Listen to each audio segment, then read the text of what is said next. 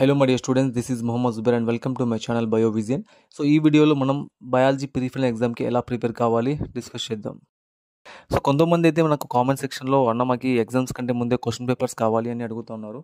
So వాళ్ళకి నేను చెప్పేది ఏమంటే, తమ్ముడు మీకు తెలిసేంత వరకు క్వశ్చన్ పేపర్ నాకు కూడా తెలియదు. సో మరి నేను ఎందుకు యూట్యూబ్లో పెడుతున్నానంటే, మనకు ప్రీఫైనల్ వచ్చిన కొన్ని క్వశ్చన్స్ అనేవి మనకు పబ్లిక్ ఎగ్జామ్స్లో రిపీట్ అయ్యే ఛాన్స్ అయితే మనకు ఉంది. సో దానికోసం అని చెప్పి నేను ప్రీఫైనల్ వచ్చిన ప్రతి క్వశ్చన్ పేపర్ని షార్ట్స్ ఫామ్లో దాన్ని కన్వర్ట్ చేసి నేను యూట్యూబ్లో అప్లోడ్ చేస్తున్నాను.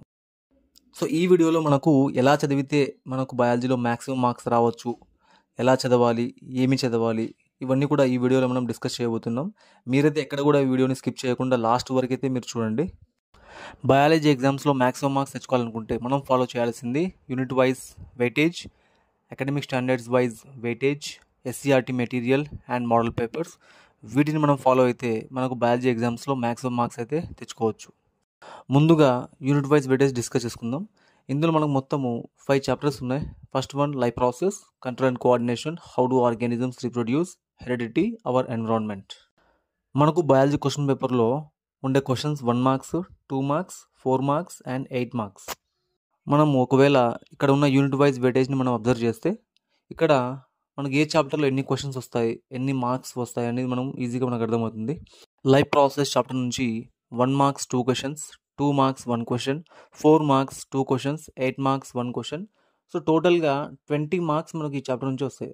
కంట్రోల్ అండ్ కోఆర్డినేషన్ నుంచి 1 మార్క్స్ క్వశ్చన్స్ ఏమీ లేవు. 2 marks question 1, 4 marks question 1, 8 marks question 1. So కంప్లీట్గా 6 + 8 14 marks. How do organisms reproduce 1 marks questions ఏమీ లేవు. 2 మార్క్స్ క్వశ్చన్స్ కూడా ఏమీ లేవు. 4 marks 1 question, 8 marks 1 question. So total 12 marks from this chapter. Heredity chapter 1 marks 2 questions, 2 marks ఏమీ లేవు, 4 marks ఏమీ లేవు, 8 మార్క్స్ 1 క్వశ్చన్. సో కంప్లీట్గా 10 marks. Hour environment 1 marks 2 questions, 2 marks 2 questions, 4 marks 1 question, 8 marks ఏమీ లేవు. సో కంప్లీట్గా 10 మార్క్స్. సో మనం ఓవరాల్గా చూసుకుంటే మొత్తం 5 చాప్టర్స్లో ఎక్కువ వెయిటేజ్ ఉన్న చాప్టర్స్ వచ్చేసి life process and how do organisms reproduce. So ఈ చాప్టర్స్కి మనకు ఎక్కువ వెయిటేజ్ అయితే ఉంది. సో మై డియర్ స్టూడెంట్స్, మీరైతే ఎక్కడ కూడా బోర్ ఫీల్ కావద్దు, అన్న మీరు డైరెక్ట్ క్వశ్చన్స్ చెప్పకుండా ఏవేవో చెప్తున్నారని. సో మీ ముందరున్న ఈ బ్లూ ప్రింట్ చాలా ఇంపార్టెంట్. మీరు దీన్ని ఎంత బాగా అండర్స్టాండ్ చేసుకుంటేనే మీకు మంచి మార్క్స్ అయితే వస్తాయి. సో మ్యాక్సిమం మార్క్స్ అయితే మీకు కవర్ అవుతాయి. సో ఇది మీకు చాలా ఇంపార్టెంట్. సో ఈ బ్లూ ప్రింట్ని మనం డిస్కస్ చేసే ముందు అసలు అకాడమిక్ స్టాండర్డ్స్ అంటే ఏంటి, ఆ అకాడమిక్ స్టాండర్డ్స్లో మనకు ఎటువంటి క్వశ్చన్స్ వస్తాయి మనం తెలుసుకుందాం. సో మై డియర్ స్టూడెంట్స్, మనకున్న బయాలజీ టెక్స్ట్ బుక్లో మొత్తం 6 అకాడమిక్ స్టాండర్డ్స్ అయితే ఉన్నాయి. అందులో మొదటిది కాన్సెప్చువల్ అండర్స్టాండింగ్. సో ఈ అకాడమిక్ స్టాండర్డ్స్ కింద ఎటువంటి క్వశ్చన్స్ వస్తాయంటే, difference questions like difference between the aerobic and anaerobic respiration, difference between the xylem and phloem, difference between the single circulation and double circulation. So next explain questions అంటే explain the process of urine formation, explain the photosynthesis process. So ఇటువంటి questions కూడా మనకి AS1 కిందికే వస్తాయి. So తర్వాత abbreviations అంటే expand UNEP, expand CFC, expand ATP అంటే full form రాసేవి. సో ఇవి కూడా మనకి AS1 కిందికే వస్తాయి. ఇంకా give examples of parasitic plants అంటే ఎగ్జాంపుల్స్ క్వశ్చన్స్ కూడా మనకి AS1 కిందికే వస్తాయి. అండ్ ఇంకా what questions, what are the end products of respiration. So ఇటువంటి questions. And next asking questions and making hypothesis, దీన్నే మనం AS2 అని అంటాం. సో మరి AS2లో ఎటువంటి క్వశ్చన్స్ వస్తాయంటే, what will happen if the diaphragm is not there. Okay, what will happen questions వస్తాయి. తర్వాత what questions you are going to ask pulmonologist, cardiologist, okay, gastroenterologist. And next experimentation and field investigation AS3. So దీని కింద ఎటువంటి questions వస్తాయంటే, activity questions. How can you prove that carbon dioxide is necessary for photosynthesis and how can you prove that sunlight is necessary for photosynthesis. దీంతో పాటుగా activity based questions అంటే పైన activity ఇచ్చి కింద క్వశ్చన్స్ అడగడము. సో ఇవి కూడా మనకి AS3 కిందకే వస్తాయి. 4th academic standard information skills and projects, దీన్ని మనం AS4 అంటాం. AS4లో క్వశ్చన్స్ ఎలా వస్తాయంటే, పైన పారాగ్రాఫ్ ఇచ్చి కింద క్వశ్చన్స్ అడగడము, లేదంటే పైన టేబుల్ ఇచ్చి ఆ టేబుల్ నుంచి క్వశ్చన్స్ అడగడము. ఇటువంటి క్వశ్చన్స్ అన్నీ కూడా AS4లో వస్తాయి. 5th academic standard communication through drawing and model making, దీనినే మనం AS5 అంటాం. AS5 కింది క్వశ్చన్స్ ఎలా వస్తాయంటే, ఫర్ ఎగ్జాంపుల్ పైన డయాగ్రామ్ ఇచ్చి ఐడెంటిఫై ద గివెన్ డయాగ్రామ్ అడగడం, లేదంటే పైన డయాగ్రామ్ ఇచ్చి కింద క్వశ్చన్స్ అడగడము, అండ్ ఇంకా డయాగ్రామ్స్ని డ్రా చేయమని అడగడం, లేదంటే ఒక డయాగ్రామ్ ఇచ్చి దాంట్లో ఒక పార్ట్ని ఎక్స్ అని పెట్టి identify the part in the diagram అని అడగడం. సో ఇలాంటి అన్ని క్వశ్చన్స్ కూడా మనకి AS5 కిందికే వస్తాయి. And 6th academic standard appreciation and aesthetic sense values, దీన్నే మనం AS6 అని పిలుస్తాం. AS6 కిందికి ఎటువంటి క్వశ్చన్స్ వస్తాయంటే like slogans, precautions, suggestions, measures, advises, habits. So ఇవన్నీ కూడా ఇటువంటి క్వశ్చన్స్ అన్నీ కూడా మనకి AS6 కిందికి వచ్చేస్తాయి. సో ఇవి మనకున్న అకాడమిక్ స్టాండర్డ్స్ అండ్ వాటిలో వచ్చే questions. So my dear students, ఇప్పుడు మనము ఏ అకాడమిక్ స్టాండర్డ్కి ఎంత వెయిటేజ్ ఉంది, ఏ అకాడమిక్ స్టాండర్డ్ నుంచి మనకు ఎన్ని క్వశ్చన్స్ వస్తున్నాయి, ఇప్పుడు మనం డిస్కస్ చేసుకుందాం. సో ముందుగా మనం AS1 తీసుకుంటే ఇందులో 1 మార్క్స్ క్వశ్చన్స్ 2 ఉన్నాయి, 2 marks questions 1, 4 marks questions 2, 8 marks questions ఇక్కడ 2 ఉంటాయి. దాంట్లో మనకు ఇంటర్నల్ చాయిస్ ఉంటుంది.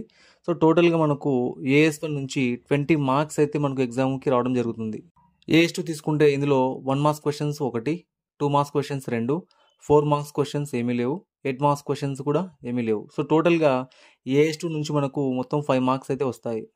AS3 తీసుకుంటే ఇందులో 1 మార్క్స్ ఏమీ లేవు, 2 మార్క్స్ కూడా ఏమీ లేవు, 4 మార్క్స్ కూడా ఏమీ లేవు, 8 మార్క్స్ వచ్చేసి ఇక్కడ మనకు 2 ఉంటాయి. దీనిలో మనకు ఇంటర్నల్ చాయిస్ ఉంటుంది. సో కంప్లీట్గా AS3 నుంచి మనకు 8 మార్క్స్ క్వశ్చన్స్ వస్తాయి, 8 మార్క్స్ మనకు వెయిటేజ్ ఉంది. నెక్స్ట్ AS4 తీసుకుంటే ఇందులో 1 marks questions 1, 2 marks questions 1, 4 marks question 1, 8 marks ఏమీ లేవు. సో టోటల్గా AS4 నుంచి మనకు వెయిటేజ్ 7 మార్క్స్ అయితే ఉంది. AS5 తీసుకున్నట్లయితే ఇందులో 1 మార్క్స్ క్వశ్చన్స్ 1, 2 మార్క్స్ క్వశ్చన్స్ ఏమీ లేవు, 4 మార్క్స్ క్వశ్చన్స్ మనకు దీంట్లో 2 ఉంటాయి. సో దాంట్లో మనకు ఇంటర్నల్ చాయిస్ ఉంటుంది. అండ్ 8 మార్క్స్ క్వశ్చన్స్ ఏమీ లేవు. సో టోటల్గా AS5 నుంచి మనకు వెయిటేజ్ 5 మార్క్స్ అయితే ఉంటుంది.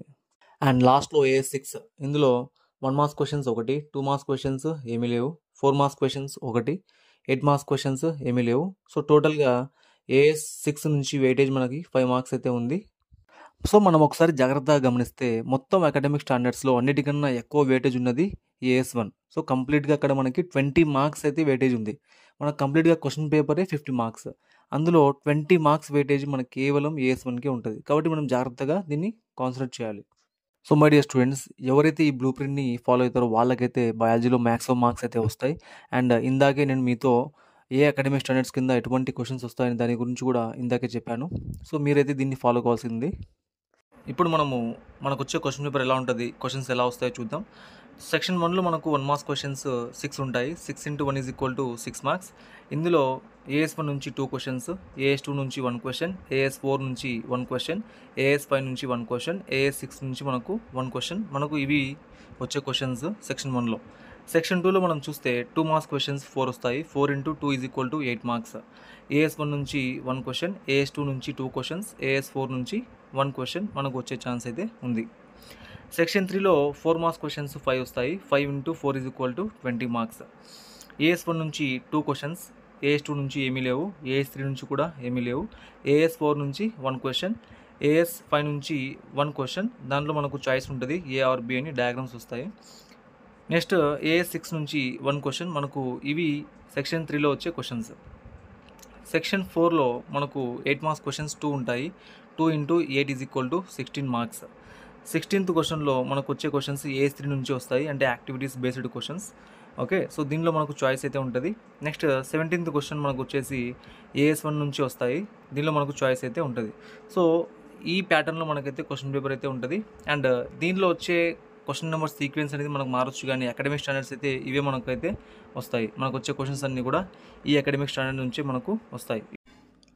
సో నేను ఇప్పుడు చెప్పిన ఈ క్వశ్చన్ పేపర్ ప్యాటర్న్ని మీరు ఒకసారి మోడల్ పేపర్తో రెఫర్ చేయండి, మీకు అంతా కూడా సేమే ఉంటుంది. CRT మెంటరీని మనం ఒకసారి గమనిస్తే దాంట్లో చాప్టర్ వైజ్ వెయిటేజ్ని వాళ్ళైతే ఫాలో చేశారు. సో మీరైతే ప్రిపరేషన్ టైంలో SCRT మెంటరీని మీ ముందర పెట్టుకోండి, తర్వాత academic standard wise blueprint మీ దగ్గర పెట్టుకోండి, తర్వాత చాప్టర్ వైజ్ వెయిటేజ్ మీ దగ్గర పెట్టుకొని మీరైతే ప్రిపేర్ కండి. ముందుగా 8 మార్క్స్ కంప్లీట్ చేసుకోండి, next 4 marks, next 2 marks, next 1 marks complete చేసుకోండి, మీకు ఈజీగా ఉంటుంది.